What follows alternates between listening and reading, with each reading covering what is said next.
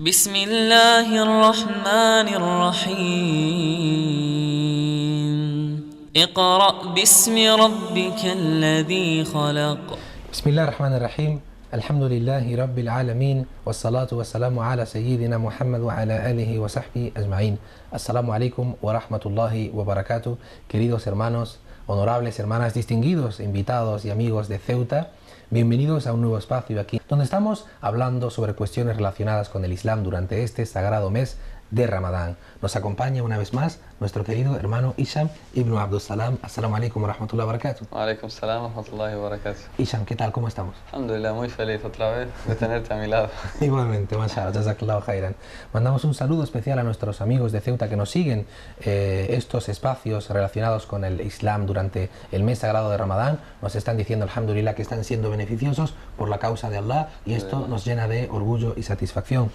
Querido hermano Hisham, hoy inshallah queremos hablar sobre un hadith importante, y queremos inshallah explicarlo un poco, ver cuáles son los fawaid y cuáles son los beneficios que hay dentro de él. Si no te importa, hermano Hisham, paso a leer el hadith y a continuación lo explicamos. El hadith, queridos hermanos, es un dicho del profeta Muhammad ﷺ auténtico, puesto que lo transmite nada más y nada menos que el Imam Bukhari, el libro más fidedigno que hay en el Islam después del Corán. Y el hadith está lleno de beneficios. Podemos aplicar para nuestra vida personal, para nuestras interacciones sociales en la sociedad en la que vivimos, el trato con los vecinos, el trato con los invitados, independientemente del credo o religión que profesen, y sobre todo nuestra interacción con la lengua y aquello que decimos del prójimo, le conozcamos o no. El hadith, queridos hermanos, honorables hermanas, distinguidos invitados, dice lo siguiente. Sahih al-Bukhari, volumen 8, libro 73, hadith número 48. Narró un sahabi llamado Abu Shuraih al-Adawi, radiyallahu anhu, que Allah esté complacido con él, lo siguiente.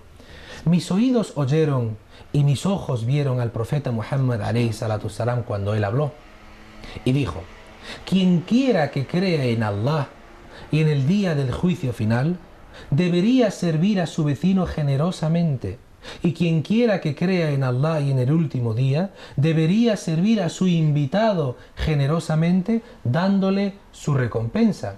Le preguntaron: ¿y cuál es su recompensa, oh mensajero de Allah? Y él dijo: ser hospedado generosamente durante un día y una noche con alta calidad de comida. Y el invitado tiene el derecho de ser hospedado durante 3 días con alimento ordinario.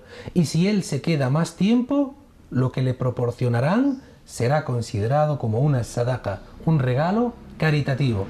Y después, la tercera parte dice: y quien quiera que crea en Allah y en el último día, debería hablar lo que está bien o permanecer callado, es decir, abstenerse de toda clase de conversaciones sucias y malas. El Imam Bukhari y el Imam Muslim han traído este hadith. Querido hermano Hisham, vamos a ir analizando el hadith parte por parte. Vamos a ver la primera parte, que es aquella persona que crea en Allah, aquel musulmán que crea en Allah. Y en el día del juicio final tenemos 2 partes de los pilares del imán: que sea amable con su vecino. Hermano Hisham, ¿qué podemos decir de un musulmán en cuanto a las interacciones con el vecino? Pues me viene a la mente así, ya que mencionas el vecino, un bellísimo hadith del profeta Muhammad sallallahu alaihi wasallam, en el que nos evidencia la gran importancia y el valor que tienen que tener para nosotros los vecinos. Dice que el ángel Gabriel le vino y le ha estado aconsejando tanto, que trate bien al vecino, que dice el profeta, hasta que llegué a pensar que incluso el vecino tiene derecho a heredarme, a coger parte de mi herencia. Por tanto, esto nos muestra que el musulmán tiene que ser de unos modales exquisitos y de los mejores con sus vecinos, no molestarles a altas horas de la noche, no hablar mal de ellos, no causar cosas que les hagan enfadarse, etcétera, no tirarles la basura en su puerta ni nada por el estilo, no hablar mal de ellos, siempre tratar de invitarles lo más que pueda, intercambiarse regalos, porque tal como nos dijo el profeta sallallahu alaihi wasallam en el hadith auténtico, intercambiad regalos y os amaréis, etcétera, etcétera. Esto es lo que aconsejo yo, que traten a los hermanos a sus vecinos de esta Jazakallahu khairan. Allah subhanahu wa ta'ala nos habla en el Corán en una aleya que está en Surat An-Nisa, la sura número 4, aleya 36. Allah nos dice, querido hermano, lo que se puede traducir al español, al castellano, lo siguiente. Dice Allah, el Señor de los mundos: sed buenos con vuestros padres. Lo primero que te dice Allah es: sed bueno con vuestros padres. Birrul walidain. Es un tema que a mí siempre me ha causado, subhanallah, es un tema que soy muy sensible ante esta situación, y os aconsejo, hermanos, ser virtuosos con vuestros padres. Amad a vuestros padres, respetad a vuestros padres, haced caso a vuestros padres, honrad a vuestros padres absolutamente en todo lo que os diga. La ley de Allah en relación y colación al tema de los vecinos dice Allah: sed buenos con vuestros padres, con vuestros parientes, con los huérfanos, con los pobres, con los vecinos, sean parientes o no, el compañero de viaje, el viajero, y con vuestros esclavos. Esto lo dice Allah subhanahu wa ta'ala. Allah te ordena en el Corán que seas compasivo, que seas misericordioso con tu vecino. Querido hermano, estimada hermana, vuelvo a preguntarte lo mismo, y permíteme que sea tan reiterativo y que pregunte esto tantas veces. ¿Acaso un musulmán no tiene que practicar todo esto con su vecino judío o musulmán? Por supuesto. Por supuesto. ¿Qué te parece, hermano Hisham, si un hermano musulmán o una hermana musulmana durante el mes de Ramadán toca la puerta del vecino? Vamos a ver si alguien se siente identificado. Buenas tardes, María. Buenas tardes, Jacob. ¿Cómo estáis? ¿Todo bien? Aquí os traigo para que probéis un poquito de jarera que hemos hecho para comer, unos alimentos típicos, unos dulces, para que compartan estas bendiciones de Ramadán con ellos. ¿Cómo lo ves, hermano? Sí, es un acto que el musulmán, siempre que su intención sea acercarse a otros credos, a gente de otra religión, para así mostrarles parte de nuestra religión, de nuestro mensaje del Islam, y con ello compartir unas palabras en torno a esa comida, porque si tal como conocemos en la sunna auténtica del profeta Muhammad sallallahu alaihi wasallam, él cuando lo invitaba, un judío, conocemos que tenía un vecino judío, él acudía a su casa y le hablaba, aprovechaba para hablarle, intercambiar opiniones sobre de qué trata el Islam. Mientras comían, pues hablaban de qué conocemos sobre esta religión, porque por desgracia muchísimos cristianos judíos que conviven con nosotros, pues nosotros, es parte de nuestra culpa, no les hacemos llegar o dar a conocer nuestra religión, nuestro mensaje, para que así sepan más o menos de qué trata esta bella religión, y no siempre guiarse por lo que escuchan de otros, etcétera, que están mal informados, lógicamente, sobre esta religión. Entonces, alhamdulillah, yani, este hecho, de verdad que lo recalco, es importantísimo que el musulmán sea un ejemplo tanto ante su hermano musulmán como ante otras personas de otros credos. Barakallahu fik.